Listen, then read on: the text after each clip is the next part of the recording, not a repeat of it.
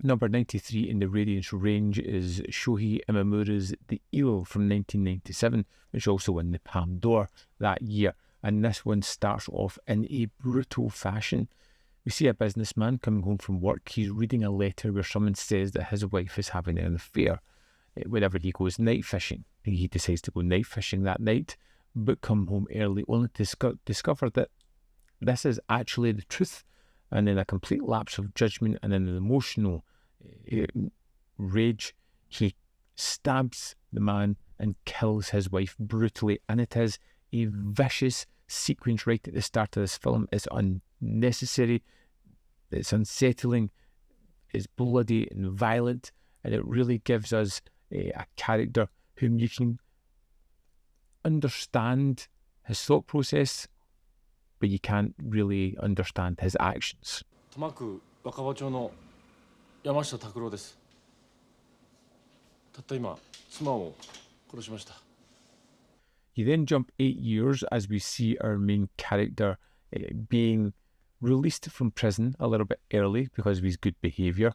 Yamashita is a man who seems to have had quite an experience in prison. He leaves with his pet eel, making his way back home where he takes over an abandoned barbershop, which then becomes a kind of meeting point for a bunch of eclectic locals as they gather there.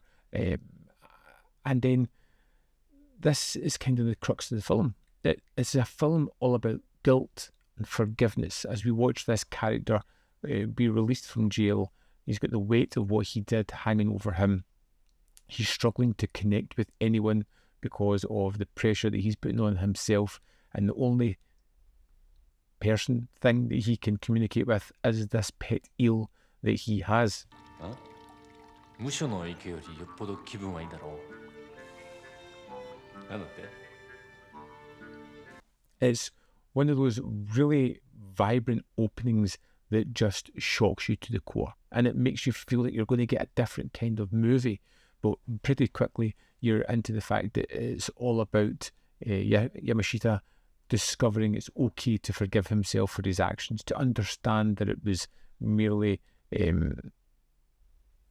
something that has happened and it's not who he is, it's not his defining act of his life. It is a big part of his life, but he can move by it if he trusts himself and he allows other people into his life, which is a kind of aspect that I really like about this. And like I said, you get this eclectic range of people round about the town that come to visit him, and they're all really fun, and it becomes quirky and it becomes a slapsticky comedy at certain moments. There are moments where people just sit down and have these deep conversations that come from seemingly nowhere but just hit home. コンサートのチケットなんだけどさ、後で取りに来ることになってるから。また学校サボったの？体育の時間、マラソンの途中なんだ。そうだ、ジョージ君、大学芋作ったけど持ってかない？ Everything kind of takes a turn when Yamashita discovers a young woman, Kiko, who apparently he thinks is dead but has taken an overdose and manages to be saved thanks to him. And she ingratiates himself into his life, really thanking him, building a bond there. But there's that huge shadow looming over Yamashita as he struggles to come to terms with his past actions and feels that he doesn't deserve the kind of life that he's building for himself, doesn't deserve the friends, doesn't deserve the close allies, doesn't deserve to have love yet again.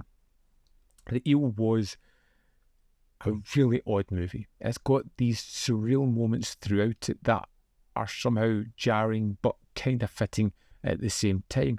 The way it tonally shifts from horrifying into heartwarming comedy, into slapstick comedy, into violence again, into a kind of bittersweet ending. It just has all these strange mismatched tones that shouldn't really work within the film, and yet somehow create something that's really kind of fun, really kind of special. I enjoyed The Eel because I like spending time with these people. I liked Yamashita as a character. I felt bad for him as he slowly tried to come out of his shell and try to make connections, but almost hold himself back because of the guilt that he had. I liked the overarching tale of a man trying to forgive himself and just struggling with the whole concept of that. Yeah, I really enjoyed the eel. It was different to what I expected. Sometimes different is really good. Let's dive into the disc and have a look at the extras. And the disc for the eel, let's go to the special features. First up, we have Tony Raines. In this newly filmed interview, critic Tony Raines discusses the life and career of Shôhei Imamura and how he fits into the body of work of one of Japanese foremost film directors. Runs 27 minutes 31 seconds. Talks about Imamura's career, the talent that he worked with, and then kind of focusing on this film and how it was kind of a resurgence for him. Next we have Daisuke Tengan. From interview, the Eel's scriptwriter talks about the origins of the film and adapting the source novel, as well as about his sometimes troubled working relationship with his father, director Shôhei Imamura. Created exclusively for Radiance in November 2024, and this runs for 18 minutes 52 seconds. He spent a little bit of time talking about the film, how it's all about wanderers, the kind of transient nature of this barbershop and the people that are coming out in and out of it, how he did have a troubled relationship and left the script almost not finished when he left the project. 1997, A Year to Remember. In this visual essay, film scholar Tom Mez takes a closer look at the major changes that were occurred in Japanese film world in the year of the Eel's release, created exclusively for Radiance in December 2024, and this runs for 13 minutes 22 seconds. And it's all about big errors within the cinema world, the influences of the filmmakers, what drove them forward, about V-cinema and that kind of era at the same time as well. Also included in this set is a 20-page booklet where we have an interview with Shôhei Imamura from 1997, which is a great read, and The Long Way Back to Normality, essay by Andrea Granert, and that's the extras for the Eel. There we have it. The Eel is out now. It is an interesting film. It's a Shôhei Imamura film, the first one within the Radiance range, who is an experienced and terrific director, and one that I would say, yeah, it's definitely worth checking out, definitely worth seeing. And like I said, something just a little bit different. I'd love to know your thoughts on the Eel. If you let me know in the comment box below whether you love it, hate it, or fall somewhere in the middle. As always, there's more content up here. You can see more of my stuff in the description box below, or links to Patreon, membership program, manvfilm.com, always in which you can support me. Thanks for watching. See you next time.